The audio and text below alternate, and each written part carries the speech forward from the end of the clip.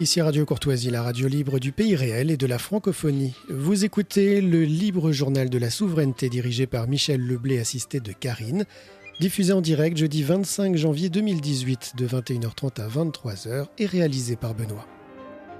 Vous pouvez intervenir au cours de cette émission par téléphone au 01 46 51 00 85 ou par courrier électronique à courtoisie@radiocourtoisie.fr.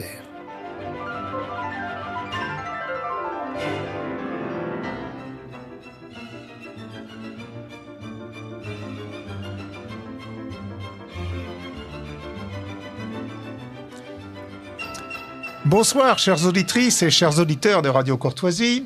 Bonsoir Karine et merci de m'assister pour la réalisation de cette émission et sa préparation. Bonsoir Benoît à la technique. Merci à Jacqueline, Alain, Bruno de prendre les messages des auditeurs.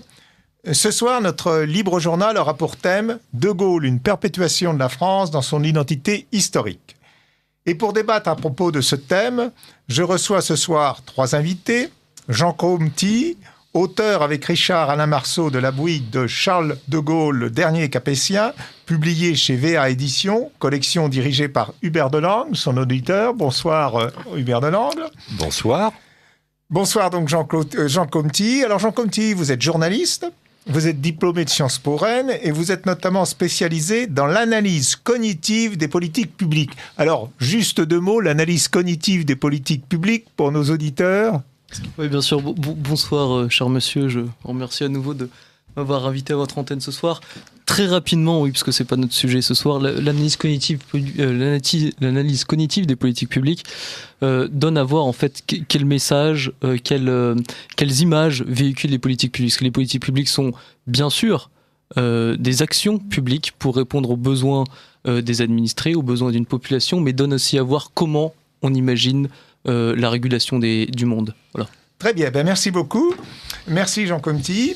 Alors mon autre invité est bien connu de nos auditeurs de Radio Courtoisie. Il s'agit de Reynald Secher qui intervient par téléphone. Reynald Secher, vous êtes en ligne ? Absolument, je suis en ligne. Alors, bonsoir docteur. Bonsoir Reynald Secher. Rappelons que vous êtes docteur Eslet, justement, historien, écrivain et grand spécialiste des guerres de Vendée. Vous avez publié notamment La Vendée vengée aux éditions Perrin et une série d'albums sur l'histoire de France en bande dessinée. Et vous êtes un habitué de la fête de Radio Courtoisie qui, cette année, aura lieu le dimanche 10 juin. Donc, chers auditeurs de Radio Courtoisie, retenez cette date. Donc, merci Reynald Secher.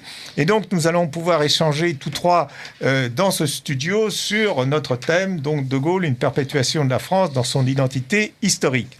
Alors, chères auditrices, chers auditeurs de Radio Courtoisie, nous avons déjà évoqué au cours de 2 précédentes émissions, d'une part la politique étrangère conduite par De Gaulle de 1958 à 1969, et d'autre part ce que furent les principes du gaullisme à partir du livre de Francis Choisel, Comprendre le gaullisme.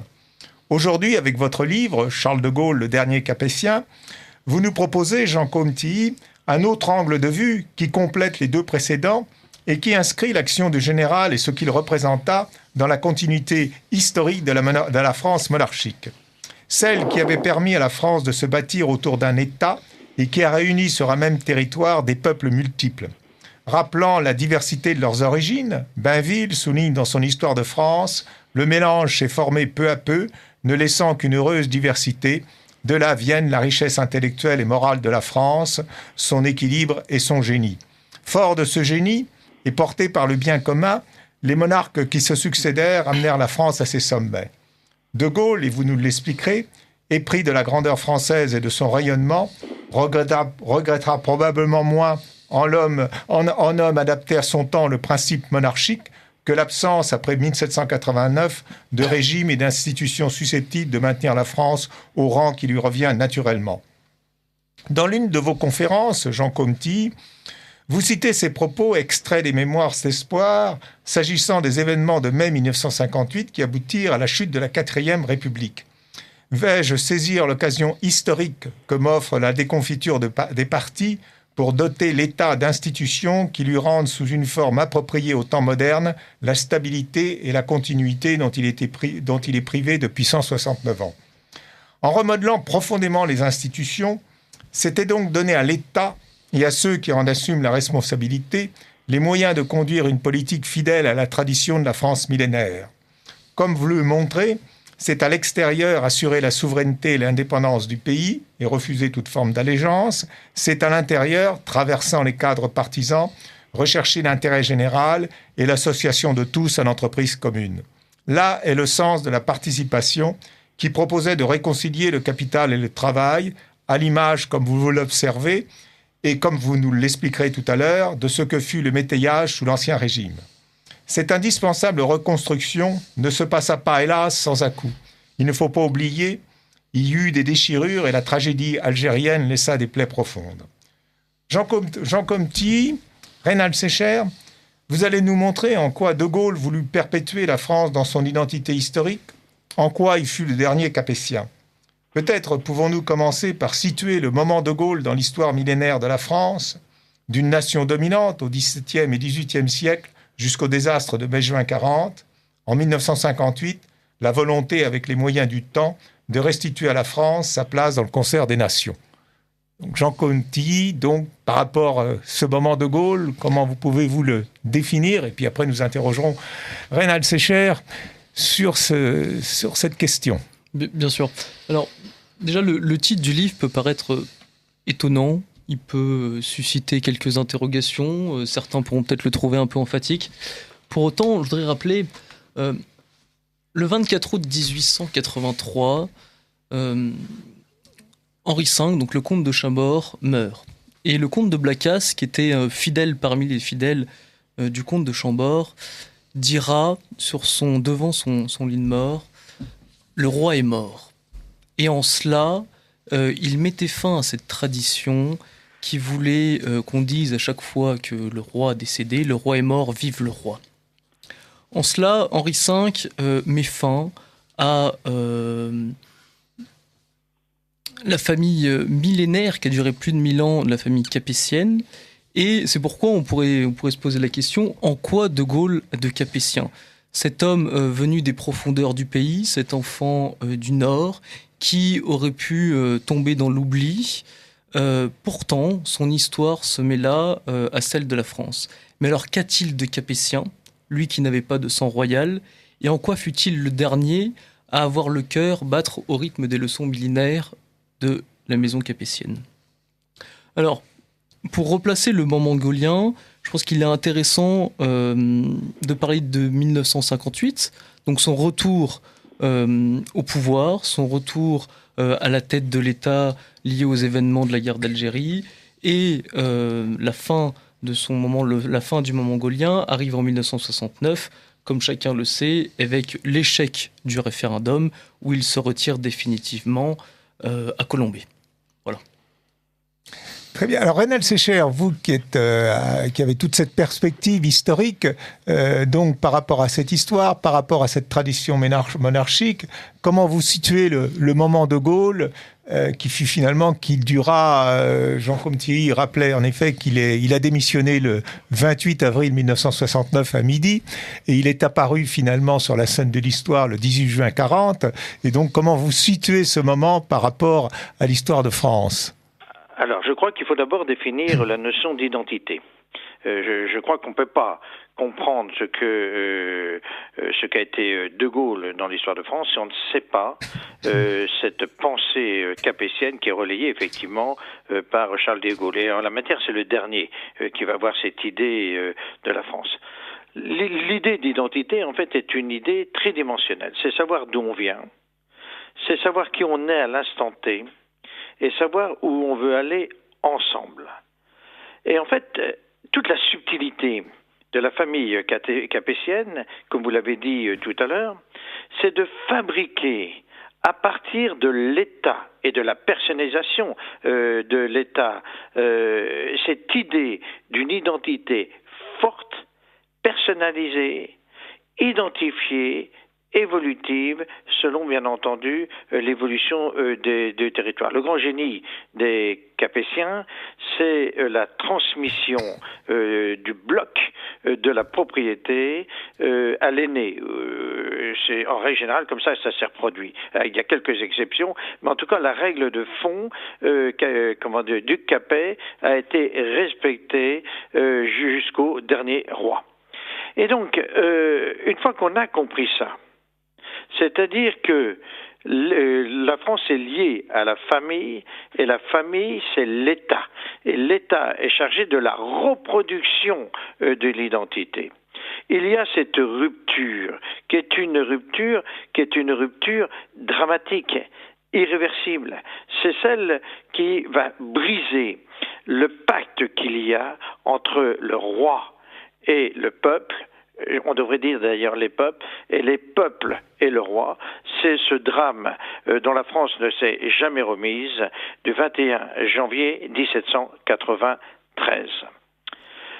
Et depuis le 21 janvier 1793, la France n'a jamais, à partir de l'État, su maintenir une tradition avec une identité forte. On a eu une addition de fracas, je ne vais pas reciter toutes les dates, mais en tout cas quelques-unes. 1814, 1815, ce désastre de 1870, ce désastre de 1914, ce désastre de 1940-45. Et puis bien entendu, il y a l'Algérie, etc. Et donc en fait, depuis qu'on a jeté ce lien fort entre la famille capétienne et la France, nous avons fracassé de manière permanente l'identité française. Et le seul homme qui, au XXe siècle, va avoir conscience à la fois de ce qu'avait été la famille capétienne, d'où l'intérêt du titre de Tilly. C'est parce que je suis d'accord avec ça, Charles de Gaulle est le dernier capétien. Il a cette conscience de ce caractère identifié fort chez les Capétiens, cette rupture, et il sait que pour vivre le ensemble et se projeter dans l'avenir ensemble, il faut reconstituer sur des bases solides cette identité génétique française. Et je crois que De Gaulle de 40 et le De Gaulle de 58, c'est ça. Et depuis d'ailleurs, quand il part, de nouveau, on a un fracas qui donne la situation d'aujourd'hui. Alors justement, une question sur cette période qui s'étale en effet sur 169 ans entre la Révolution française et le retour de Gaulle au pouvoir en 58. En quoi finalement, à aucun moment, l'identité française n'a été protégée? En quoi l'identité française a été mise à mal? Alors bon, il y a eu des défaites, comme le rappelait très bien la défaite de 1870. 1914, néanmoins, 1914-1918, si la France a finalement remporté la guerre, c'est parce que probablement les Français ont été animés à ce moment-là d'une identité très forte qui les a poussés au sacrifice suprême, et ils furent nombreux à tomber. Et donc en quoi finalement cette période qui s'étale sur plus d'un siècle et demi a été, je dirais, une mise à mal de l'identité française? Alors, pour une raison tout à fait simple, c'est que rien que d'ailleurs quand on prononce ces deux mots, identité française, c'est une terminologie incroyablement moderne qui a été fabriquée de toutes pièces par la Révolution française. Ce sont des concepts qui, sous l'Ancien Régime, étaient même pas audibles. Parce que l'identité française sous l'Ancien Régime n'existe pas. Parce que la France sous l'Ancien Régime, c'est une addition de peuples associés. Et l'unité de ces peuples, c'est justement le roi, c'est le roi qui fait l'identité du royaume de France. Mais cette identité, si on utilise ce mot au sens moderne du terme, cette identité, elle est bretonne. Et d'ailleurs, si vous analysez par exemple, rien qu'au niveau des langues, qui parle le français en 1789 ? Très peu de gens. En fait, à l'heure actuelle, on estime qu'il y a à peu près 30 à 35% de gens qui parlent le français. Chaque territoire français, utilisons le mot d'époque province, a ses propres langues. Et on se reproduit par rapport à ses propres langues. Et donc, cette identité du XVIIIe siècle n'a absolument rien à voir avec cette identité révolutionnaire qui a brisé justement l'identité d'Ancien Régime. Et en créant cette unité et l'indivisibilité, eh bien, on a brisé cette identité, ce qui pose d'ailleurs un certain nombre de problèmes. Et d'ailleurs, on ne peut comprendre le problème corse à l'heure actuelle que si on a cette culture de ce qu'était l'identité plurielle d'Ancien Régime. Et justement, lorsque De Gaulle prend le pouvoir, il parle justement de la pluralité des langues, etc. Je rappelle que l'oncle de Gaulle est un celtisan mondialement connu. Donc il a cette notion de la pluralité de la culture et la difficulté justement dans le système monolithique qui est le nôtre, jacobin, de la reproduction des nuances. Et d'ailleurs c'est si vrai à l'heure actuelle que, ça on ne le sait pas, que lorsque le breton parle sa langue, ou on lui enseigne sa langue, on lui enseigne sa langue maternelle comme langue étrangère. Et on sait bien que la langue est le moteur principal de l'identité.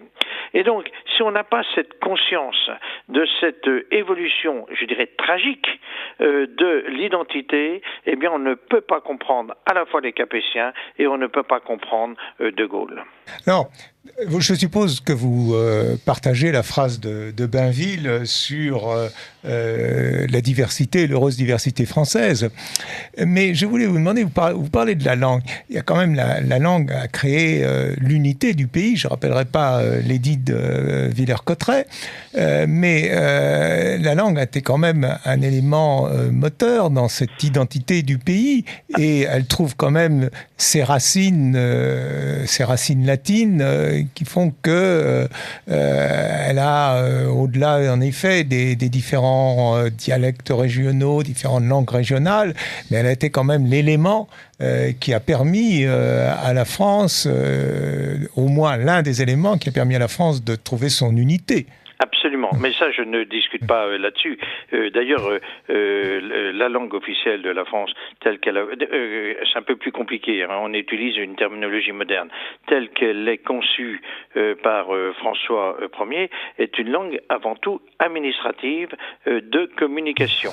Hein, et l'administration doit être une sous l'Ancien Régime, et pour qu'elle soit une, il faut qu'elle parle une langue commune, d'où le français. Parce qu'avant, en fait, c'était le latin, ce qu'on ne sait pas du tout. Oui, tout à fait, oui. Hein, c'était le latin, et puis petit à petit, évidemment, on perdait ce contact physique avec le latin, et c'est pour ça que c'était devenu une nécessité.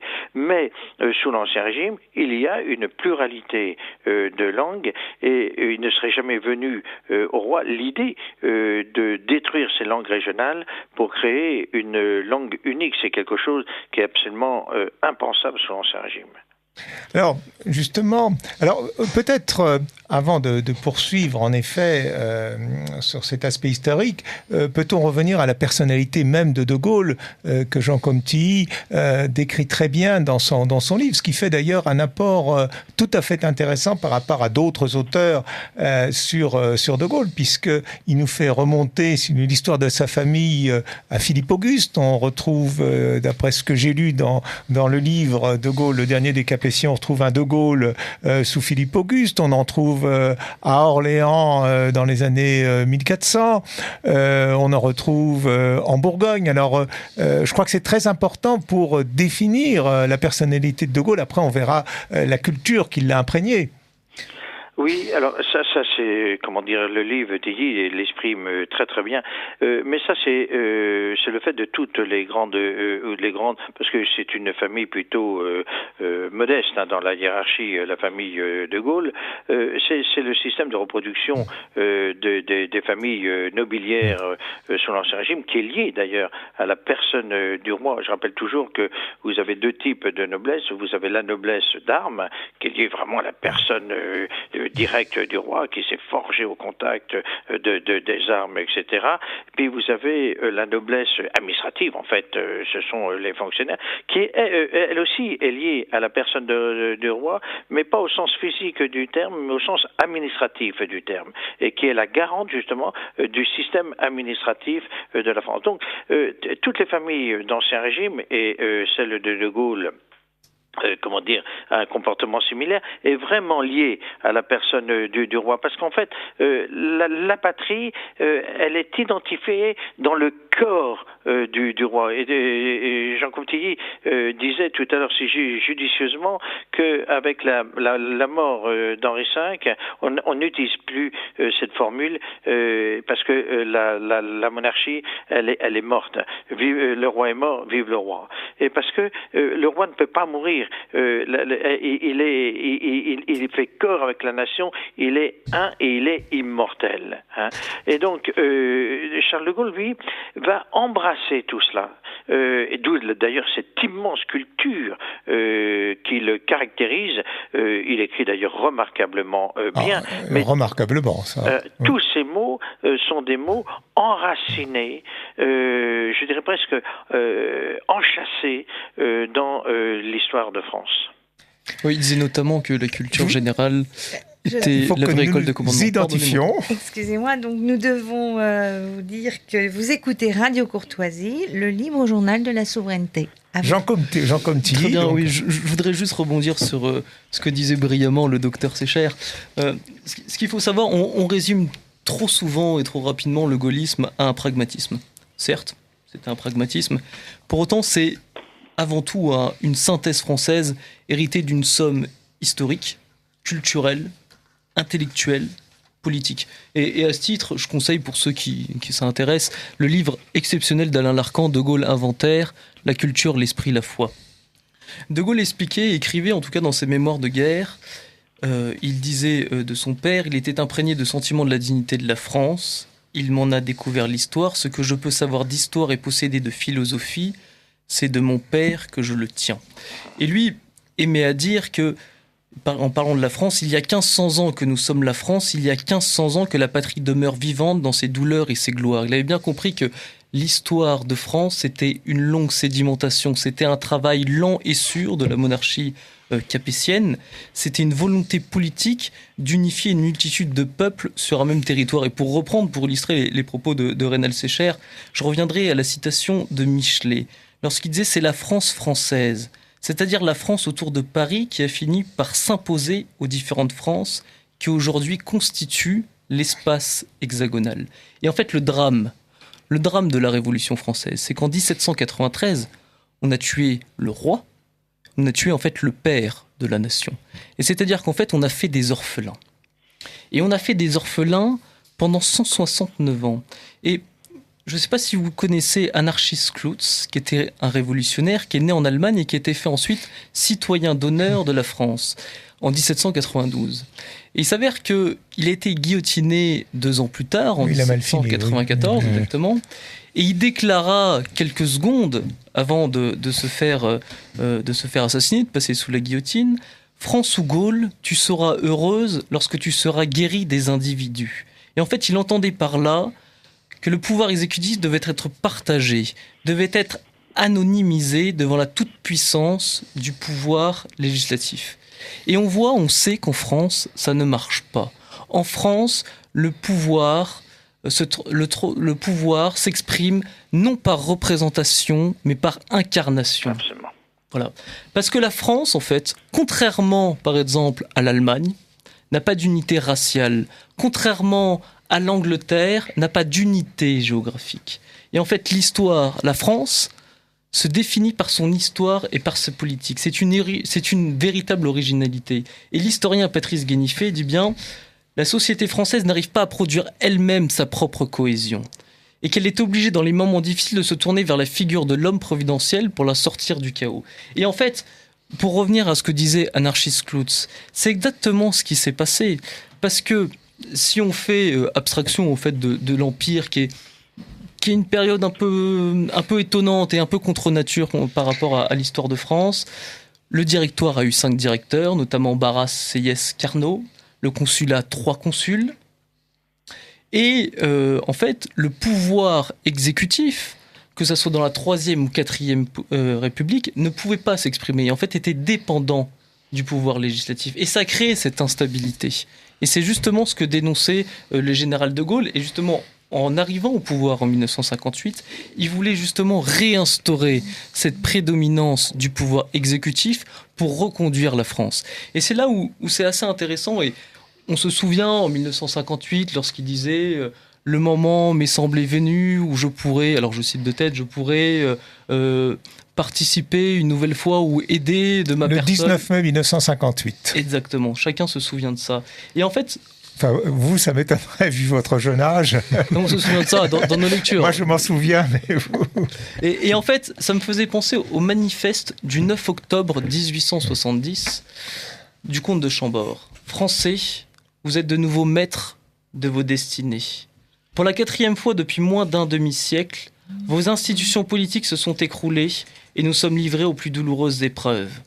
La France doit-elle voir le terme de ces agitations stériles, source de tant de malheur? C'est à vous de répondre.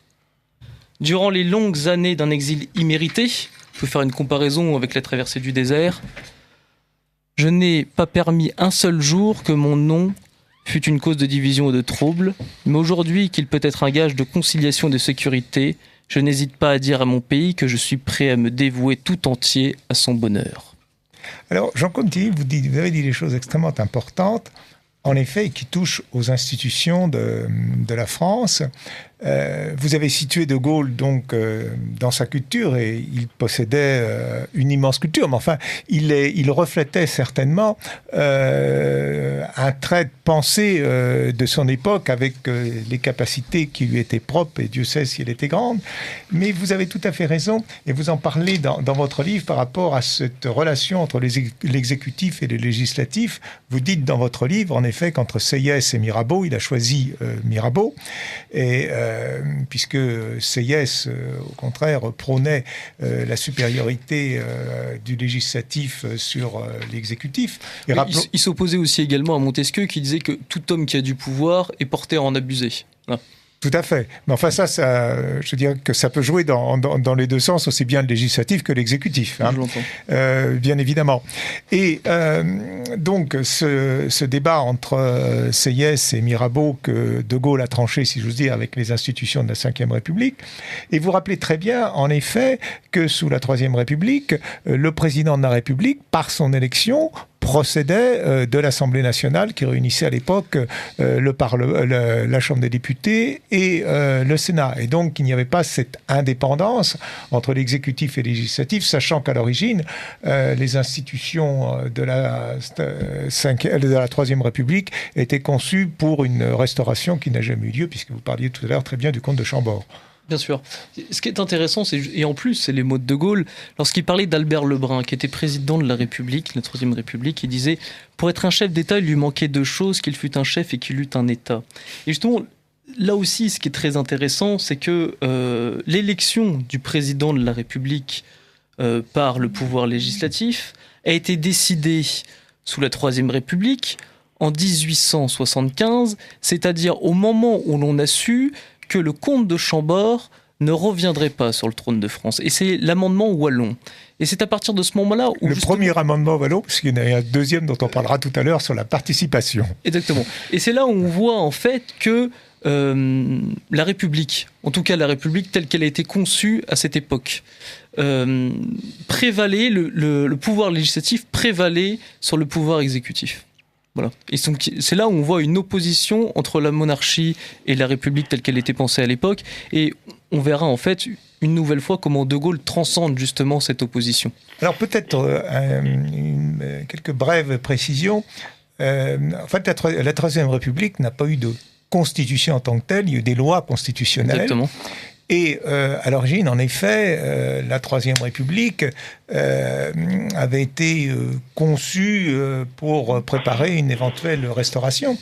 Alors, ces rapports entre le législatif et l'exécutif se sont finalement totalement dégradés avec la crise de MacMahon du 16 mai 77, puisqu'il faut quand même se rappeler qu'à l'origine, il n'y avait pas dans les institutions de la Troisième République de chef du gouvernement. Exactement. Et la notion officiellement de chef de gouvernement, de président du Conseil, la notion officielle date du 30 décembre 1934, c'est une loi organique, alors qu'auparavant c'était une tradition. MacMahon avait nommé Dufort, lui avait attribué le terme de président du Conseil. Ce qui veut dire même le terme de président de la République n'existait pas. Le terme de président de la République, en effet, n'existait pas. Ce qui veut dire que la Troisième République avait été bâtarde dans sa conception initiale. Et vous parlez très bien d'Albert Lebrun, mais si Albert Lebrun avait été un chef, il aurait pu, en 1940, prendre des décisions où il engageait directement l'État à travers sa personne, et ce qu'il n'a pas fait. Les institutions le lui permettaient. Alors, peut-être, docteur, vous avez peut-être quelque chose à... je voudrais revenir sur ce que vous disiez tout à l'heure, l'incarnation. Cette incarnation par rapport à un homme et une famille. Il faut bien comprendre, ça on l'oublie toujours, et De Gaulle le rappelle et l'exprime, ce lien qu'il y a entre le divin et la monarchie française. Et je reviens encore au fait qu'on ait exécuté Louis XVI, et on l'a pas exécuté n'importe comment, on l'a décapité. On a du mal à comprendre l'importance de cela. On croit toujours que le nom de Capet est lié à ce concept de chef de Caput. Pas du tout. Le nom de Capet est lié à l'addition de chape, au sens religieux du terme, que Capet avait. Donc c'est vraiment un lien profond, permanent, omniprésent, sacré, qui existe entre la monarchie et Dieu. Avec la Révolution, vous avez cette rupture et tout au long du XIXe siècle, alors je vais sans doute vous choquer, à l'exception de Charles X et de Napoléon III, eh bien, on a rappelé cette alliance. Toute la politique de la Troisième République, puis de la Quatrième République, a été en permanence d'essayer de détruire tout ce qui unissait l'État à Dieu. Et lorsque De Gaulle arrive... c'est incontestable, oui. Au schéma d'avant, parce qu'il sait qu'il n'y a pas d'identité française si il n'y a pas le rappel de cette alliance, il ne peut pas y avoir de futur. Et lorsque De Gaulle dit ce qui est fondamental, c'est que la France reste un pays catholique, et d'ailleurs je ne veux pas que Colombey les deux églises s'appellent les deux Colombey les deux mosquées, parce qu'il sait justement la caractéristique profonde de l'incarnation des Capétiens. Alors, vous écoutez Radio Courtoisie, le libre journal de la souveraineté dirigé par Michel Leblay, assisté de Karine, sur le thème De Gaulle, une perpétuation de la France dans son identité historique. Michel Leblay reçoit Jean Comte-Tilly, auteur avec Richard Alain Marceau de la bouillie de Charles de Gaulle, le dernier Capétien, publié chez VA Édition. VA Édition. Et Reynald Schecher, bien connu de Radio Courtoisie, historien, écrivain et spécialiste des guerres de Vendée. Et Hubert Delangle est aussi présent dans le studio, l'éditeur de Jean Comte-Tilly. Voilà. Alors Jean Comte-Tilly, vous voulez certainement ajouter quelques commentaires aux propos fort intéressants de Reynald Schecher. Et je suis très content parce que j'ai l'impression qu'avec Reynald Schecher, ce soir, on se complète très bien. Je voulais revenir sur cette dimension religieuse et ce sens du divin. Il y a une profonde verticalité dans la monarchie française. Et en cela, on peut citer la théorie des 2 corps du roi d'Ernst Kantorowicz. C'est-à-dire que la théorie des 2 corps de roi fait référence à la théorie de Dieu, qui est à la fois donc le Christ, qui est à la fois homme et Dieu.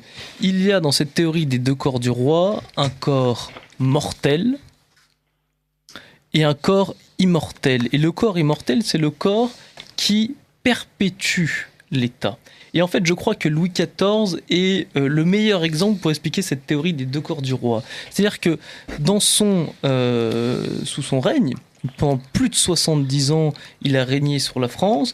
On l'appelait le roi soleil. Certains même le comparaient à Jupiter. Je vois que c'est assez actuel de faire des comparaisons avec... Enfin bref, tout le monde aura Versailles bien suivi. Reste un lieu couru au plus haut niveau de l'État. Voilà, et tout le monde aura bien vu ma petite boutade en référence à notre cher président je trouve très bien que Versailles soit encore un lieu d'accueil des plus hautes personnalités. Exactement. Pour autant, Louis XIV, il y avait, par exemple, ses médecins relevaient dans ses carnets toutes les maladies qu'il avait.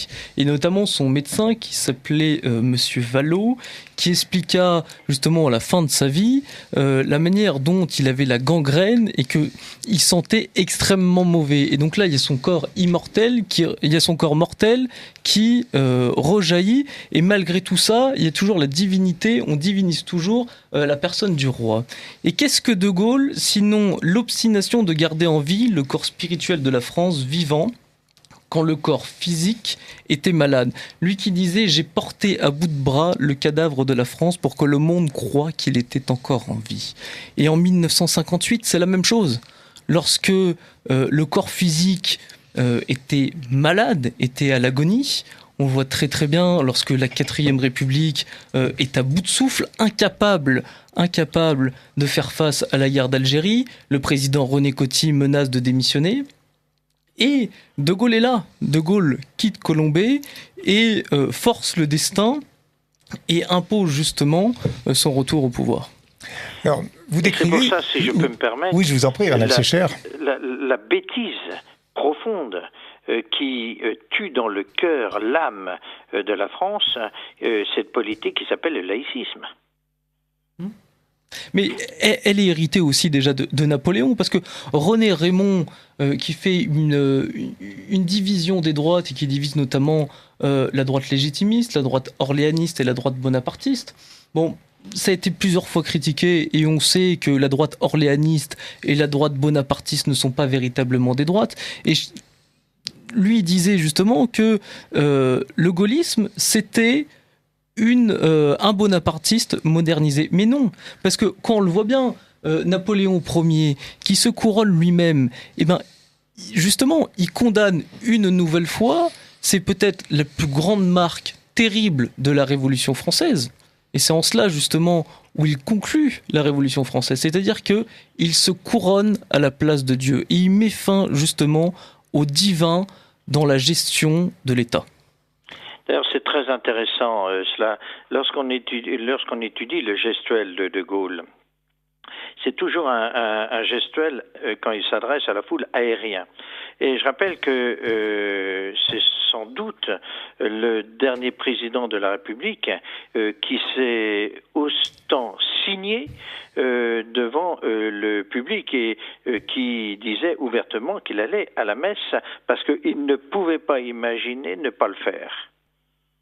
Oui, ça c'est tout à fait juste. Quoique lorsqu'il était en déplacement officiel, il prenait toujours soin de ne pas communier, je crois, pour en France. En France, oui. En France, mais à l'étranger, oui, mais il avait un communiait. aumônier. Oui. Il avait même installé une chapelle privée à l'Élysée. Et en fait, il faisait pas grand cas de sa religion, parce que il disait bien que à Colombey, lorsqu'il apprenait au dernier moment qu'il y avait des photographes et des journalistes qui allaient se rendre à la sortie de la messe pour interroger le général de Gaulle, le général de Gaulle allait dans le patelin du coin d'à côté pour éviter justement de croiser les journalistes. Alors, je vous remercie beaucoup de l'ensemble de ces précisions. Et là, je vais peut-être vous poser une question qui était peut-être au cœur de nos échanges. En quoi De Gaulle était un monarque républicain, si monarque républicain il y a? Alors, déjà, on a en partie répondu en faisant référence à la théorie des deux corps du roi. Mais je fais également référence dans mon ouvrage à ce que Max Weber... Le problème de la légitimité. Exactement. Et on retrouve en fait chez De Gaulle quasiment la même légitimité dont bénéficiaient les rois d'Ancien Régime. Pour lui, Max Weber parle de 3 légitimités. Et ces 3 légitimités accumulées forment une soumission légitime du peuple à son monarque. Il y a d'abord l'autorité respectée par coutume, c'est-à-dire la légitimité traditionnelle. On l'a bien vu qu'elle n'existait plus depuis un fameux matin de 1793.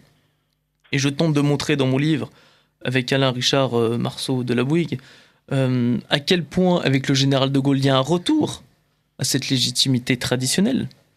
Il y a aussi l'autorité naturelle inhérente à la grâce personnelle, façonnant la légitimité charismatique.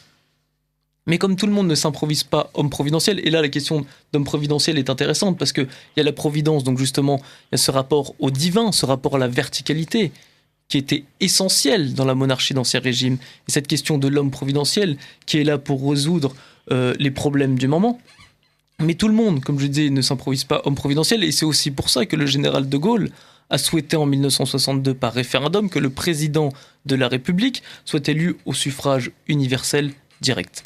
Et enfin, il y a la légitimité légale rationnelle fondée sur des lois et sur un sentiment national partagé et reconnu par tous. Voilà. Est-ce le cas aujourd'hui ? Écoutez, force est de constater que depuis la fin de la monarchie et jusqu'en 1958, la France n'a pas connu à la tête de ses institutions une personnalité rassemblant ces 3 légitimités.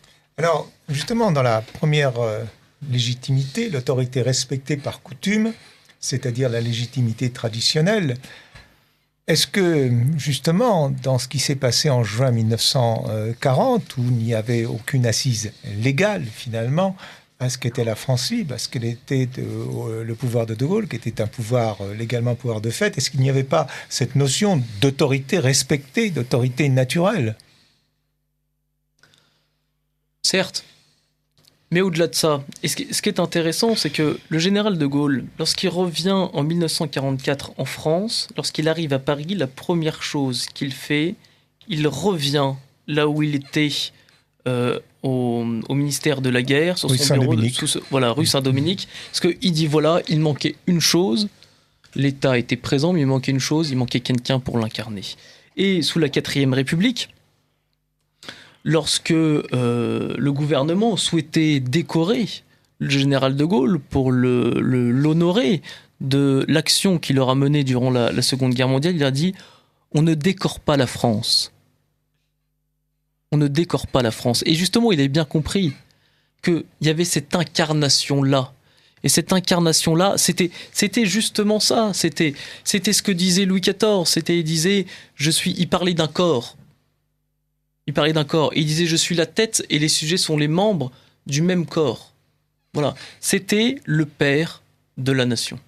Oui, c'est important ce que vous dites et vous faites allusion en effet à son retour en 1944. Et en effet, il a voulu absolument reprendre le bureau qu'il occupait rue Saint-Dominique lorsqu'il a dû quitter Paris devant l'avance allemande. Et je rattache ça donc à son propos au soir du 25 août 1944 devant l'hôtel de ville, quand on lui a demandé, je crois que c'était Bidault, de proclamer la République. Et il a déclaré « Je n'ai pas proclamé la République n'a jamais cessé d'exister ». Et c'est là où la fameuse, son allocution, qui était admirable d'ailleurs, Paris libéré par elle-même. Et là, il a bien montré qu'en effet, la continuité historique qui existait et qu'il était porteur finalement d'une certaine manière de cette légitimité naturelle, et il avait incarné finalement la France républicaine, si j'ose dire, pendant ces 4 années d'occupation. Je crois qu'il faut préciser aussi quelque chose. C'est un homme de culture, d'une vaste culture, et c'est un militaire. Ça veut dire qu'il a la connaissance à la fois de l'histoire, mais il a aussi la connaissance du nombre considérable d'échec militaire qu'a connu la France entre 1792 et 1940. Mais dès 1920 et surtout dès 1933, il a pris conscience que l'élite française militaire conduisait la France, en raison des évolutions qu'il avait d'ailleurs lui-même conçues et vulgarisées, de l'évolution de l'utilisation de l'armée par les Allemands, que la France allait droit à l'échec. Il le dit, il l'écrit. Absolument, oui. Et je pense que ça a dû être extrêmement difficile pour lui, parce que c'est un légaliste, à la fois de dire que ces hommes qui font la loi vont droit à l'échec, mais en même temps, eh bien, qu'il faut prendre le pouvoir justement au nom de l'intérêt supérieur de la France. Je pense que ça a dû être un travail au fond de lui extrêmement difficile à mener. C'était certainement une tragédie pour lui. Alors vous avez tout à fait raison qu'il avait vu, contrairement à beaucoup d'autres, au niveau de l'armée, l'impasse dans laquelle on s'enfonçait en n'adaptant pas l'outil militaire aux besoins du moment. Mais Karine, je crois que vous avez je vous prie de m'excuser, Reinhard Séché, mais nous avons des messages des auditeurs, parce que vous savez qu'à Radio Courtoisie, pendant nos émissions, nous sommes à l'écoute de nos auditeurs nous écoutent et nous les écoutons aussi. Nous avons 2 messages.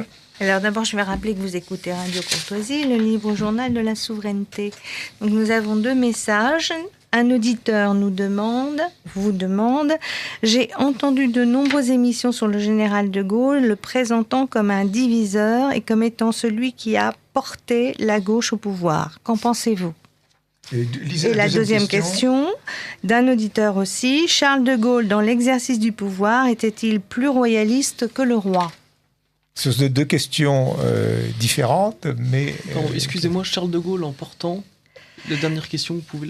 Non, la première question... Non, la dernière. Charles de Gaulle, dans l'exercice du pouvoir, était-il plus royaliste que le roi ? Alors la première question, d'abord, parce que vous le dites très bien dans votre livre, de Gaulle, c'est ni la droite ni la gauche, il est transverse finalement au travers des formations politiques. C'est là où il est aussi de tradition royale. Exactement. Mais cette question est importante, puisqu'en effet, l'auditeur a tout à fait raison. De Gaulle est fréquemment critiqué par certains parce qu'il aurait été un diviseur, et justement, en quoi il n'a pas été un diviseur, même s'il s'est heurté à des oppositions très fortes, bien évidemment. Mais j'ai envie de répondre, en quoi l'a-t-il été ? Enfin, qu'est-ce qui permet d'imaginer que De Gaulle a été un diviseur ? Alors là, je suis pas du tout d'accord. Ah oui, je suis pas du tout d'accord avec ça. De Gaulle est un diviseur, ne serait-ce que à partir de ses écrits de 1933, lorsqu'il dit à l'état-major et au ministre de la guerre que la stratégie maintenue par la France, la stratégie militaire, nous conduit droit à l'échec, c'est un diviseur. Mais c'est un diviseur, je dirais, au nom de l'intérêt supérieur de l'État. Lorsque, en 1940, il dit non, à l'armistice, c'est de nouveau un diviseur. Mais c'est un diviseur au nom de l'intérêt supérieur de la France. Et si c'est un diviseur, et ça l'est, c'est pas du tout pour des raisons personnelles, c'est exclusivement au nom de l'intérêt général et pour avoir, et je rappelle de ce que je disais tout à l'heure, pour avoir un futur ensemble. C'est un homme avant tout de rupture. Moi, j'aime pas ce terme de diviseur. Oui, rupture, c'est le bon mot. J'irais plutôt de rupture. Et c'est vrai, on note... Mais la rupture passe par la division. Par nature. Oui, mais justement, est-ce que, en démissionnant en 1969, il n'a pas, justement, empêché la division du peuple de France ? Ben, il était dans sa logique. À partir du moment où il avait soumis un projet à référendum, il engageait sa responsabilité. Il l'a toujours fait, contrairement à d'autres. À partir du moment... parce qu'il avait probablement peut-être cette fibre monarchique, mais aussi il était très respectueux, finalement, du suffrage universel et de la volonté des Français. Et c'est ça, peut-être, ce qui est assez extraordinaire chez cet homme, c'est qu'il a été désavoué par la majorité du peuple et il en a tiré immédiatement les conséquences. Pas par les peuples, par les féodalités. C'est-à-dire qu'en fait, en 1969, tout le monde était contre lui. Que ce soit les partis politiques, que ce soit les syndicats, que ce soit une partie de la jeunesse, même les gens de son propre camp ou des gens qui étaient censés être de son propre camp, je pense notamment à Giscard d'Estaing, voilà, qui parlaient d'exercice solitaire du pouvoir. En fait, il y avait que le peuple, en fait, avec lui. Et justement, c'était ce qu'on appelle maintenant ces apparatchiks, en fait. Ce qu'on pourrait appeler maintenant ces bobos, qui, en fait, ont fait pression. Et en fait, on crée justement c'était un retour des féodalités. Reynald Secher, quelle est votre vision des choses ? Je voudrais revenir sur cette notion de diviseur et de rupture. La rupture vient toujours d'une division. Son choix de 1944 et puis ce fameux discours de Bayot que tous les juristes en première année de droit constitutionnel, oui. De droit constitutionnel apprennent, c'est vraiment un discours là encore de division, mais là au nom de l'intérêt supérieur de la France et bien entendu de l'État, puisque en France c'est l'État qui fait la France. On a vu pourquoi tout à l'heure. Et en fait, en permanence, il a cette notion chez lui de rupture. Alors je crois personnellement, je vais sans doute vous choquer, la seule fois qu'il a pensé le pouvoir à titre personnel, c'est lorsqu'il démissionne. Oui, c'est possible, oui. Parce que jusqu'à sa démission, il est la France. En démissionnant, il ramène son combat à sa simple personne. Et c'est sans doute la seule fois où il a eu une approche extrêmement personnelle de la politique. Et ça a donné après ce que ça a donné. Mais le corps mortel du roi était mort, justement. Oui, de toute façon, donc il n'avait plus la confiance du peuple. Alors peut-être, je vais faire une comparaison un petit peu difficile, mais Louis XVI, malheureusement, nous connaissons son triste destin, mais De Gaulle, en étant désavoué par le peuple, justement, à partir de ce moment-là, il ne pouvait plus continuer à exercer son mandat. Il perdait sa légitimité. Je ne sais pas ce que vous en pensez, Reynald Secher. Comment dire, c'est lui qui l'a présenté comme ça. Chirac avait fait tout autrement après. Oui, absolument. On ne peut pas comparer les deux hommes.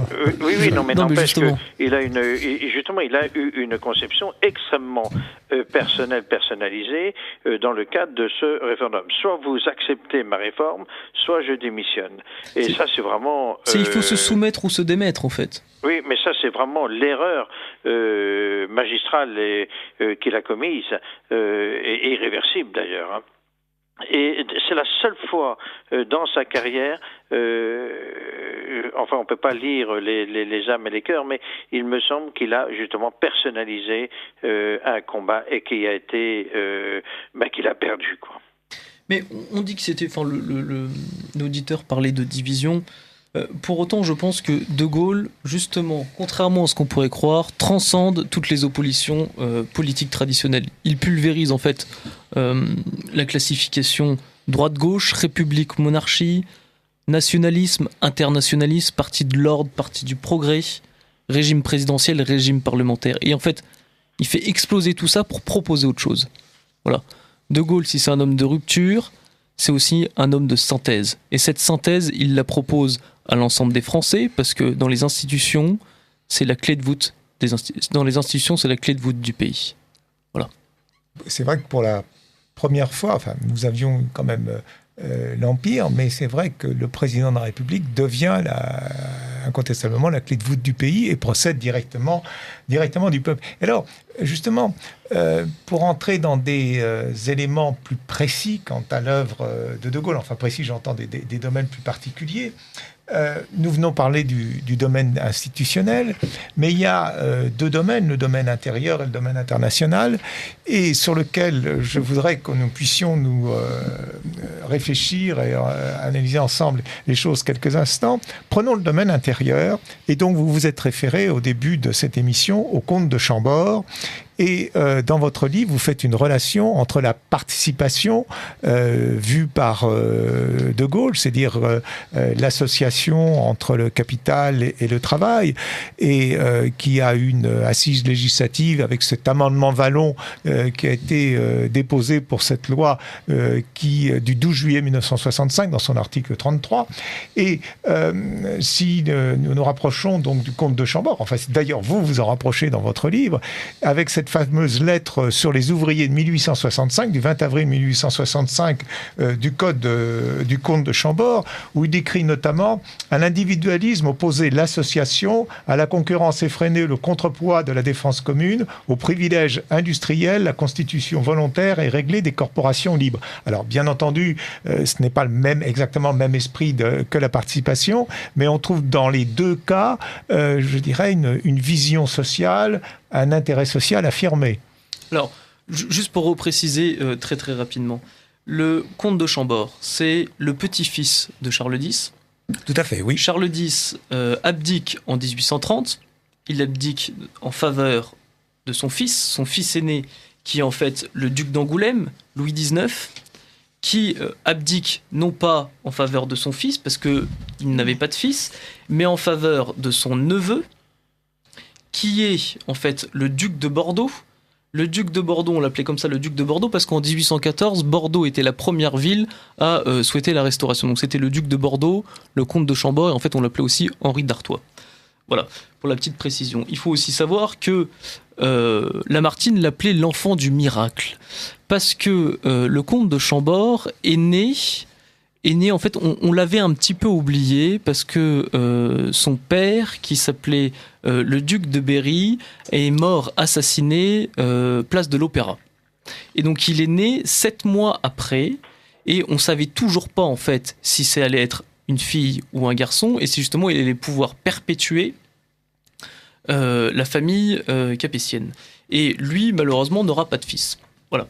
Ce qu'il faut aussi savoir, c'est que le comte de Chambord, donc son grand-père avait abdiqué en sa faveur, et le régent devait être Louis-Philippe, et par indélicatesse, le fils du régicide, le fils de Philippe Égalité, a pris la couronne à ce qui devait être la couronne à Henri V.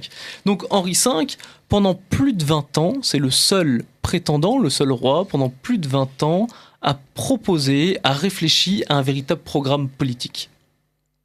Il avait plusieurs conseillers, et lorsqu'il était exilé près de Vienne, dans son château, il faut dire aussi qu'il était propriétaire du château de Chambord.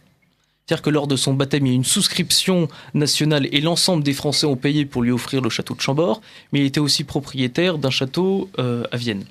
Et donc il était en exil pendant plus de 50 ans, et pendant plus de 20 ans, il a réfléchi à son programme politique. Et il s'est intéressé longuement à la question, aux questions sociales et à la question des ouvriers. Ce qu'il faut savoir, c'est qu'en fait, le légitimisme, on connaît mal le légitimisme. Et justement, je vous invite à lire le livre fantastique de Patrick Buisson, La cause du peuple, où il définit ce que c'est le légitimisme. Ce qu'il faut savoir, c'est que le légitimisme, ce n'est pas cette volonté d'un retour à l'ancien régime. Non. Le légitimisme, notamment, est beaucoup plus en avance, par exemple, aux législatives de 1871, sur les questions sociales par rapport aux Orléans.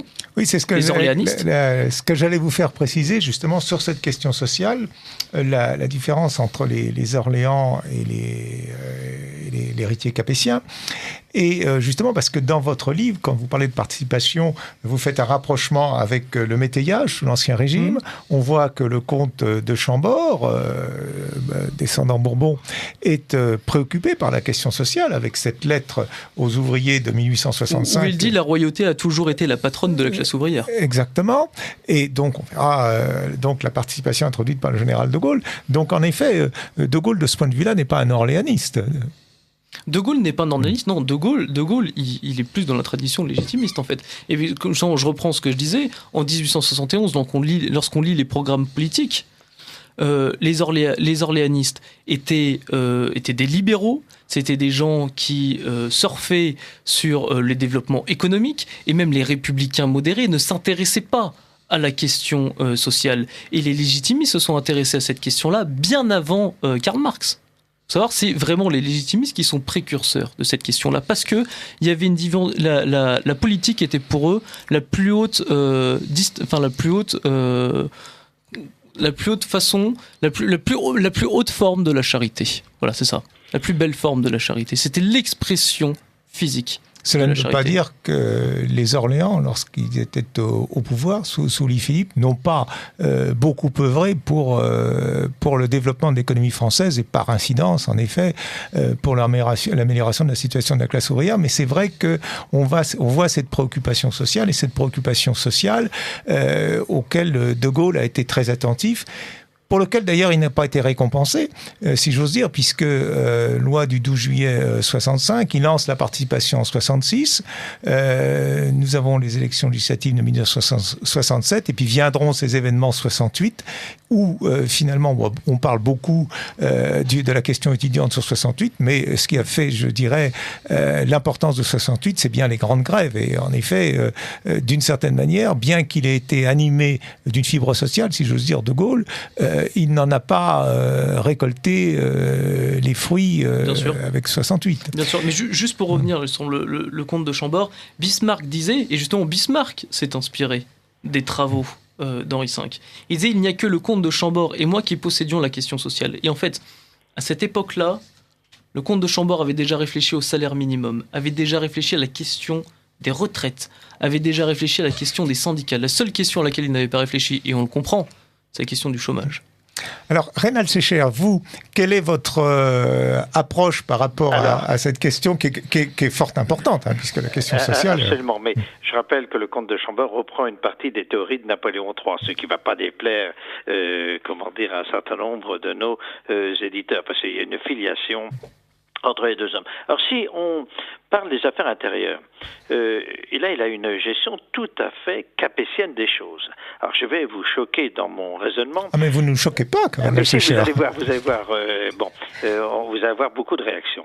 La gestion qu'il a eue de la colonie et de la décolonisation se situe en droite ligne de la conception du territoire des Capétiens. La colonisation est un fait qui, sous l'Ancien Régime, était absolument impossible, surtout de la manière dont ça a été fait. La colonisation, et d'ailleurs, Charles Maurras était contre. Absolument. La colonisation est un fait idéologique, politique, de gauche. Et je rappelle toujours que la colonisation en France avait qu'un seul but, c'était de répandre à l'univers, c'est tous les discours des trois Jules, l'idéologie française, l'unité et indivisibilité. Et ça, c'est absolument inconcevable pour un Capétien. D'où, justement, je ne parle pas de la manière dont la décolonisation a été faite, qui est une addition d'erreurs, d'atrocités, etc., etc. Je parle que dans la conception de De Gaulle, qui se situe dans cette tradition capétienne, il ne pouvait y avoir que décolonisation. Si la colonisation avait été faite comme les Anglais l'ont faite, il aurait sans aucun doute pu travailler dans ce sens, mais dans la mesure où elle a été faite dans l'idéologie française, il ne pouvait pas l'accepter. Et moi, quand j'entends et je lis l'évolution des discours de Charles de Gaulle, qui sont en partie maurassiens, je ne suis pas du tout surpris, connaissant justement son enracinement profond. Vous écoutez Radio Courtoisie, le libre journal de la souveraineté, dirigé par Michel Leblay, assisté de Karine, sur le thème De Gaulle, une perpétuation de la France dans son identité historique. Oui. Michel Leblay reçoit Jean-Côme Tilly, auteur avec Richard Alain Marceau de La Bouygues de Charles de Gaulle, le dernier Capétien, publié chez VA Éditions, et Reynald Secher, historien, écrivain et spécialiste des guerres de Vendée. Et Hubert Delangle, l'éditeur de Jean-Côme Tilly. Voilà. Alors, on a une question qui est vraiment tout à fait concerne le sujet actuel, sur les harkis. Alors déjà, je vais poser une question à Reynald Séché, plus générale, avant d'aborder cette question. En quoi, justement, la colonisation sous l'Ancien Régime, à une époque très différente, a été justement distincte de la colonisation réalisée par la République, sachant que notre plus bel empire colonial, on l'a perdu à l'issue de la guerre de 7 ans. Oui, mais parce que le concept de colonisation sous l'Ancien Régime n'a absolument rien à voir avec le concept de colonisation du XIXe siècle et surtout à partir de la Troisième République. Il ne s'agit pas d'imposer une idéologie aux gens colonisés dans le cadre de l'Ancien Régime. C'est avant tout des accords commerciaux qui peuvent se traduire effectivement par des possessions territoriales, et on pense évidemment aux États-Unis, au Québec, au Québec, etc. Mais la finalité n'est pas du tout idéologique, absolument pas. Tandis que la colonisation telle qu'elle a été conçue par la Troisième République est exclusivement une colonisation d'ordre idéologique. D'ailleurs, vous précisiez tout à l'heure, en effet, que la relation qu'il y avait, relation intellectuelle, si j'ose dire, entre le comte de Chabord et Napoléon III, mais il est vrai, s'agissant de l'Algérie, Napoléon III avait des vues tout à fait différentes de celles de la Troisième République. Je rappelle que c'est Napoléon III qui a créé le droit de grève. Sur le plan social, oui. Sur le plan social. Mais je parlais de l'Algérie et des populations arabes d'Algérie. Napoléon III avait des vues quand même assez différentes de celles de la Troisième République. Absolument. Il n'était pas jacobin. Nous avons deux questions. Alors, oui.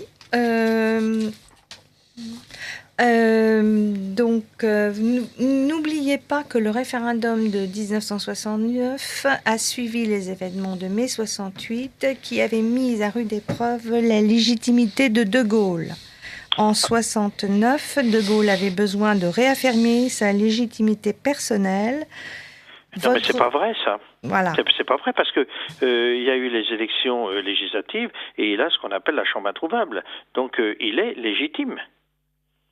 Oui, c'est vrai qu'incontestablement, par les élections législatives de mai 68, il était exactement. Pompidou et De Gaulle sont sortis vainqueurs, justement. Et il est sorti par le haut, parce que justement, il est sorti par une action politique. Voilà. Et justement, il a fait appel au peuple français qui a défilé aux Champs-Élysées pour réclamer justement le retour de l'ordre et le retour de Gaulle. N'oublions pas, ça c'est une précision qui est un peu en marge de notre sujet, mais que le projet de référendum date de 1968, puisqu'il avait annoncé un référendum au soir du 24 mai 68 lors de son discours télévisé. Une deuxième question. Alors, que restera-t-il des succès du général de Gaulle pour les uns et de ses prétendus succès pour les autres ? Pour ceux qui l'aiment, il restera une belle consolation, celle de son fils, Philippe de Gaulle, qui lui ressemble comme un frère jumeau. Vous avez parlé de défenseur de la classe ouvrière et de pauvre. Or, celui-ci n'a jamais mis les pieds ni dans une usine, ni dans un atelier, ni même sur un chantier. Qu'en pensez-vous ? Il a fait une carrière d'officier, comme d'autres font des carrières dans d'autres domaines. Je pense que là, c'est pas le problème. Reynald Séché, est-ce que vous avez des observations à faire sur ces questions ? Non, absolument pas. Sinon, qu'est-ce qui va rester de Gaulle ? Ce sera peut-être le mot de conclusion, peut-être, oui, non ? je serais presque tenté de dire, dans quelques années, qu'est-ce qui va rester de la France ? En tout cas, qu'est-ce qui va rester de l'enseignement ? Pas grand-chose, puisque je rappelle que l'enseignement, en tout cas en histoire, se reproduit à partir de la méthode syllabique qui consiste à enseigner la chronologie, les hommes, les événements et la cartographie, dans la mesure où on a substitué à cette histoire l'histoire thématique. De Gaulle fait partie des gens qu'on a mis à la poubelle. Donc, si vous posez à un jeune la question qui est De Gaulle, il va vous regarder avec des grands yeux en disant c'est avant la préhistoire, avant l'histoire. Vous voyez, on est dans l'absurdité la plus totale. Oui, mais il y a un domaine où il a été particulièrement marquant, où il est resté marquant, c'est le domaine de la politique étrangère. Et donc, j'aimerais bien avoir votre avis, Reynald Secher, et l'avis de Jean Comty, sur la politique étrangère de Gaulle, et vu justement dans cette vision millénaire de la France, dans cette tradition monarchique. Alors, on peut peut-être prendre l'exemple du Québec. Ce qu'il faut savoir, c'est que on est en avril 1534, Jacques Cartier quitte Saint-Malo, prend un navire et souhaite en fait passer par l'océan Atlantique pour regagner l'Inde. Et on sait que justement dans ses bagages, il avait amené un costume pour être en phase avec la mode du moment en Inde. Sauf que malheureusement ou heureusement, il débarque, il remonte le Saint-Laurent et il débarque à Québec. Voilà. Là se lance, notamment avec Samuel de Champlain, en 1668, une colonie où il crée la ville de Québec. Et on sait qu'en 1763, lors du traité de Paris, Louis XV donne ces terres-là, le Canada français, aux Anglais. Et le général de Gaulle, conscient de cela, imagine absolument nécessaire d'aller à Québec pour rencontrer nos cousins français du Canada. Alors, il faut savoir, c'est que on parlait de colonies de peuplement. Il y a eu justement au Québec une colonie de peuplement jusqu'à la défaite de Montcalm sur les plaines d'Abraham. Voilà. Et cet héritage, cette tradition française a perduré et perdure jusqu'à maintenant. Je ne sais pas si vous vous souvenez, en tout cas moi j'étais pas né, la chanteuse La Bolduc qui chantait « C'est ici que sur nos côtes Jacques Cartier planta la croix, France, ta langue est la nôtre, on la parle comme autrefois ». Et donc, le général de Gaulle souhaite se rendre au Québec. Il ne souhaite pas atterrir à Ottawa et on lui dit la meilleure façon, c'est de prendre le bateau et de faire ce voyage en reprenant, en allant sur les traces de Jacques Cartier. Donc il monte sur le navire le Colbert, c'est son fils Philippe de Gaulle qui est le commandant de bord, et il arrive donc sur le pont et là il y a une discussion avec le général de Boissieu qui est son gendre. Il lui dit il le faut. C'est la dernière fois que la France le peut, mais ça va créer une histoire. Il va avoir des réactions, des gorges chaudes, il va avoir des vraies réactions, mais on se doit justement d'aller à Québec. Et là, il arrive sur le territoire du Québec, il arrive d'abord à Québec, là où il est acclamé. Il suit tout en voiture le chemin, on appelle ça le chemin du roi, pour arriver à Montréal le soir. Et c'est là où on connaît son grand discours, Vive le Québec libre, et il sera là en uniforme, et il expliquera que justement, ce moment-là lui rappelle le moment de la libération. Et tout le Québec est enchanté et en transe suite aux mots du général de Gaulle. Et il devra repartir suite à cet incident diplomatique. Et personne ne comprendra ce qui s'est passé. La télévision anglaise parla de la sénilité du président de la République. Même Pompidou dira que c'était une bêtise gratuite. Voilà. Sauf que, voilà, maintenant, il a fait revivre le Québec. Et le général de Gaulle, en revenant par avion à Paris, demanda justement à un diplomate « Qu'est-ce que vous en pensez ?» Le diplomate lui a répondu « Vous avez payé la dette de Louis XV ». Ils avaient de la culture à l'époque. Alors, nous parlons de la politique étrangère. Avant d'aborder l'Europe, j'aurais une question à vous poser. Vous dites très bien que De Gaulle fut un lecteur de l'Action française. Et je crois que c'est dans Quel étranger que Maurras évoque la position que pourrait avoir la France entre le monde germanique, le monde anglo-saxon, à la tête finalement des puissances moyennes. Et que dans sa politique étrangère, avec, je dirais, sa promotion du tiers-monde, ce refus de la politique des blocs, est-ce qu'il n'y a pas eu une inspiration de ce côté-là ? Reynald Secher.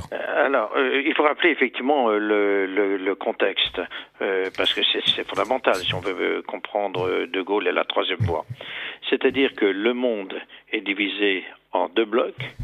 deux blocs adversaires. D'un côté, les soviétiques et de l'autre côté, les Américains. De Gaulle, il est à la tête d'une puissance moyenne, mais dans le supérieur.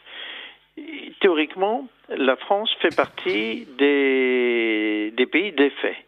Première victoire de Gaulle, il fait de ce pays défait un pays vainqueur qui va négocier plus ou moins bien, mais en tout cas, il fait partie de la table des vainqueurs. Il va refuser, et c'est là encore qu'il est capétien, c'est-à-dire qu'il refuse qu'on lui impose par l'extérieur une politique intérieure et qu'on impose une politique extérieure à la France. Et là, de nouveau, au niveau de la gestion de la politique extérieure, il est capétien parce que il ne veut pas être ce que les autres veulent qu'il soit. Et ça, c'est vraiment une caractéristique des monarques capétiens. On ne me fera pas faire ce que je ne veux pas faire, surtout lorsque ça va contre les intérêts de la France. Et De Gaulle, il se situe tout à fait dans cette tradition. Et il y a encore là une rupture, parce que entre 1870 et 1958, la gestion de la politique extérieure, elle est faite par les présidents de conseil. Elle n'est pas du tout incarnée par le président de la République. Et donc, elle est fluctuante, elle est évolutive, régressive, etc. Et elle est sans arrêt fracassée et remise en question parce qu'il n'y a pas de durabilité des gouvernements. Bien.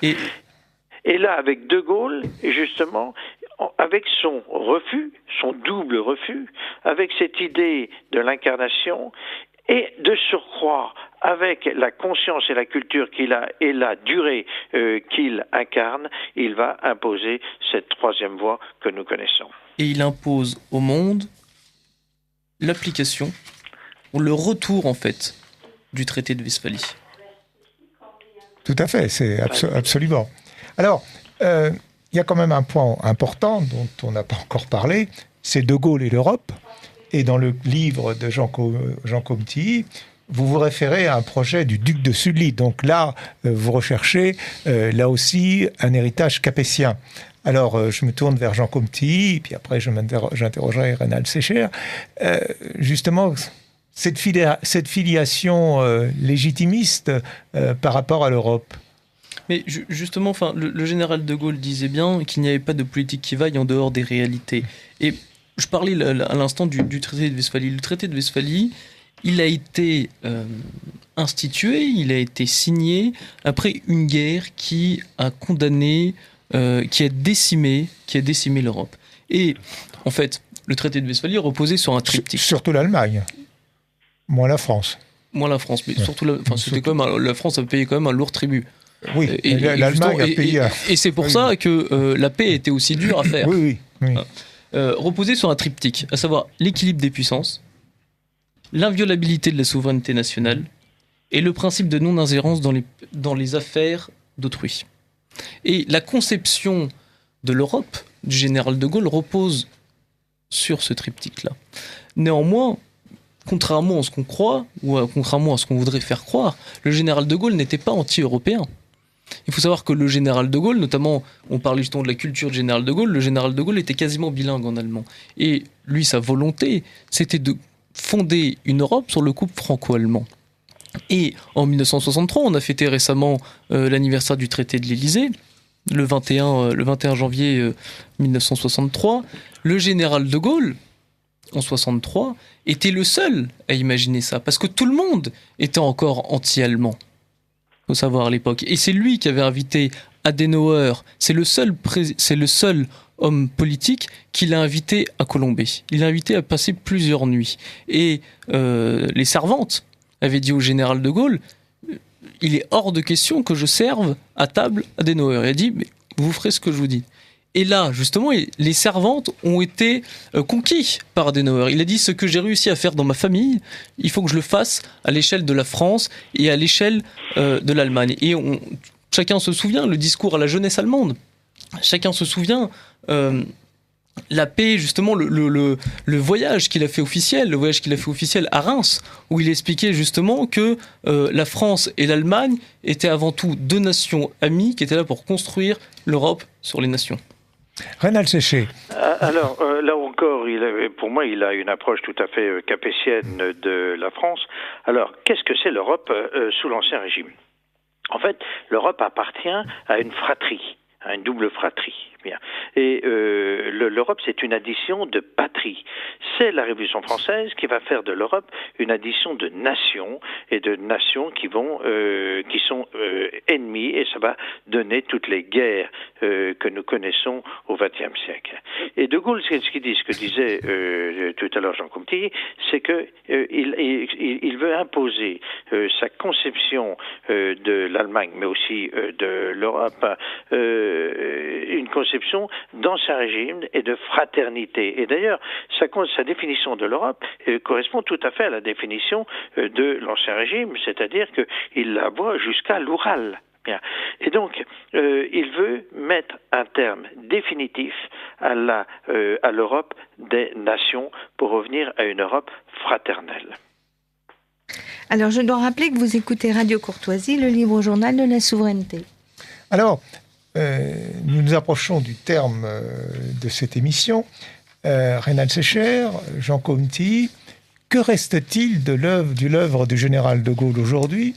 Non seulement, je dirais, pour la France, mais dans le domaine des relations internationales, puisque vous parlez très bien de la souveraineté, de la non-ingérence qui a été mise à mal par les pays occidentaux ces dernières décennies, c'est le moins qu'on puisse dire. Alors que reste-t-il finalement aussi bien du point de vue intérieur que du point de vue extérieur de l'œuvre du général de Gaulle, notamment d'ailleurs la mise à mal de ses institutions? Oui, mais il reste au moins l'institution. L'institution qui a évolué de la constitution de la Ve République. Bon, il reste au moins cela. Il reste évidemment toute la grandeur commerciale, industrielle, etc. Ça a décliné. Mais il reste un domaine où l'œuvre du général de Gaulle est toujours omniprésente, c'est au niveau du patrimoine. C'est-à-dire toutes ces politiques qu'il a mis en œuvre, notamment avec André Malraux, de la gestion du patrimoine, de l'entretien du patrimoine, c'est vraiment Charles de Gaulle qui l'a initié, et elle est toujours à l'heure actuelle à l'œuvre. Alors c'est important parce que André Malraux est un homme venu de la gauche, et là on rejoint cette idée de transversalité de Gaulle et du gaullisme. Et c'était le seul ministre que de Gaulle qualifiait d'ami. Ce qu'il faut savoir, c'est que le Malraux donc, a été le ministre des Affaires culturelles pendant toute la durée du mandat du président de Gaulle, et c'était aussi le seul qui allait à Colombey, qui résidait parfois à Colombey. C'était le seul avec qui il y avait une véritable connivence, il y avait une vraie finesse, une finesse d'esprit ensemble. Ils se comprenaient parfaitement. Et d'ailleurs, dans le Conseil des ministres, Malraux, qui n'était que, entre guillemets, le ministre des Affaires culturelles, était assis à côté du général de Gaulle. En fait, pour reprendre ce que dit Reynald Sécher, c'est vrai que ce qu'il reste de solidité française est hérité du moment gaullien, que ce soit dans le domaine industriel, que ce soit dans le domaine des affaires extérieures, que ce soit dans le domaine culturel, dans les questions institutionnelles. Véritablement, ce qu'il reste de solidité française vient du général de Gaulle. Alors, c'est assez étonnant parce que de Gaulle, avec humour, l'avait prédit « Ils attendent que je meure pour se revendiquer de moi ». Et c'est vrai, en fait. Le général de Gaulle est indépassable. Tout le monde le cite. Alors, c'est intéressant parce que en mai 2017, donc pour les anciennes élections, les dernières élections présidentielles, le Parisien titrait « Ils auraient tous voté de Gaulle ». Et c'est vrai que chacun, dans ses discours, faisait référence au général de Gaulle. Et c'est vrai, Fillon citait le général de Gaulle pour sa probité. Bon, on a vu que c'était pas tout à fait ça, mais en même temps, il parlait de souveraineté partagée. Mélenchon citait le général de Gaulle pour sa politique étrangère, mais parle aussi de la 6e République, qui est en fait une 4e République bâtardisée. même les différents hommes politiques, Nadine Morano, voilà, qui disaient qu'il fallait que le peuple anglais revote suite au Brexit parce que le peuple français avait mal voté. Le peuple britannique. Le peuple britannique, pardon, excusez-moi. Ça me fait penser à Bertolt Brecht qui disait le peuple a perdu la confiance du gouvernement. Voilà, alors pour quelqu'un qui se revendique gaulliste, c'est quand même assez étonnant. Et même Cohn-Bendit, voilà, avait dit que justement il était gaulliste récemment parce qu'il avait la même vision du Sénat que le général de Gaulle. Alors, le général de Gaulle n'était pas un grand défenseur de Napoléon Ier, mais disait « Il le fallait pour la France, ne marchandons pas sa grandeur ». Et je crois que justement, il faudrait éviter de marchander la grandeur du général de Gaulle. Parce que ce qui se passe, c'est que chaque homme politique se revendique en fait de cet héritage gaullien, se revendique de cette religion. Parce que le gaullisme est devenu en fait, en quelque sorte, une religion. Mais ces croyants-là, ces fidèles-là, ou plutôt ces incroyants ou ces infidèles, se revendiquent de cette religion sans pour autant avoir ni lu ni compris les évangiles gauliens. Merci beaucoup Jean Comty. Reynald Secher, vous avez très bien dit tout à l'heure que la monarchie capétienne avait représenté profondément l'identité française. Et le titre du livre, Charles de Gaulle, le dernier capétien. Est-ce que ce titre n'est pas empreint d'un grand pessimisme quant à l'avenir de notre pays ? Oui, c'est vrai qu'on a de quoi être inquiet. Parce que tout à l'heure, dans la définition de l'identité classique, on parlait de cette volonté de vivre ensemble le futur. Et c'est vrai que l'ensemble devient très très très délicat à traiter parce qu'on ne sait plus ce que cela veut dire. Est-ce que pour autant il faut être pessimiste? Je ne sais pas du tout ce que l'histoire future va fabriquer, mais vous savez, la France a failli mourir tellement de fois, et à chaque fois, au dernier moment, je dirais presque malgré elle, il y a toujours un homme providentiel. Ça peut être un monarque, ça peut être une femme, je pense à Jeanne d'Arc, ça a pu être un De Gaulle à un moment donné, et je crois que ça, c'est la grande force que ce pays a, c'est la capacité qu'il a de rebondir, même si on peut croire à vue humaine que tout est perdu. Eh bien, très belle conclusion, Reynald Secher. Jean Comty, très rapidement, parce que nous arrivons au terme de cette émission. Très rapidement. Quelques secondes. Hein. Voilà, citer Alain Perfit, qui rapporte dans ses cahiers « La France existera-t-elle toujours ?» Et De Gaulle dit en fait « C'est probable, mais c'est pas sûr ». Il n'est pas sûr que j'essaie de pratiquer l'affirmation de la France au nom des Français. Pour le moment, les Français me suivent, mais il n'est pas sûr qu'ils suivront toujours la même voie, celle de l'effort. Et il disait, la nation française est vulnérable, terriblement vulnérable. Et je pense qu'il faudrait reprendre les mots de Barès, et que les Français se souviennent que toute époque est bonne où éclate l'énergie française. Et n'oublie pas la verve gaulienne qui nous lance ce message d'espoir, que tout le monde connaît, ce que j'ai fait sera tôt ou tard, source d'ardeur nouvelle, après que j'aurai disparu, mais d'ici là, il nous faudra rappeler que la seule querelle qui vaille est celle de l'homme, et d'avoir le courage pour continuer la France, de viser haut, et de se tenir droit. Eh bien, merci Jean Comty. De cette note d'espoir, et Reynald Secher aussi. Alors nous arrivons au terme de cette émission et je vous remercie tous trois. Jean Comty, dont je rappelle le livre Charles de Gaulle, le dernier des Capétiens, publié chez VA Éditions, collection dirigée par Hubert Delangle, ici présent. Merci infiniment Reynald Secher d'être intervenu à cette antenne pendant cette émission et nous avoir apporté toutes les précisions, disons, d'une aussi grande qualité, d'une aussi grande profondeur, mais nous vous connaissons bien à Radio Courtoisie, nous connaissons toute la qualité de vos analyses. Merci à Karine de m'avoir assisté, merci Benoît à la technique. Merci Jacqueline, merci Alain, merci Bruno, d'avoir pris les messages des auditeurs. Chers auditeurs de Radio Courtoisie, rendez-vous pour notre prochaine émission le jeudi 22 février à 21h30. Nous évoquerons l'évolution de la situation au Proche-Orient avec deux spécialistes du Centre français de recherche sur le renseignement, Julie Descarpentries et Alain Rodier. Bonsoir chers auditeurs, merci beaucoup. Un prix spécial sur VA Presse, la boutique en ligne à 12 €, le livre un prix spécial à 12 € en ce moment. Donc, prix spécial pour le livre, 12 €. Sur la boutique en ligne, le site VA Presse. Sur le site VA Presse, la boutique en ligne. Merci infiniment, merci Reynald Secher, merci Jean Comty.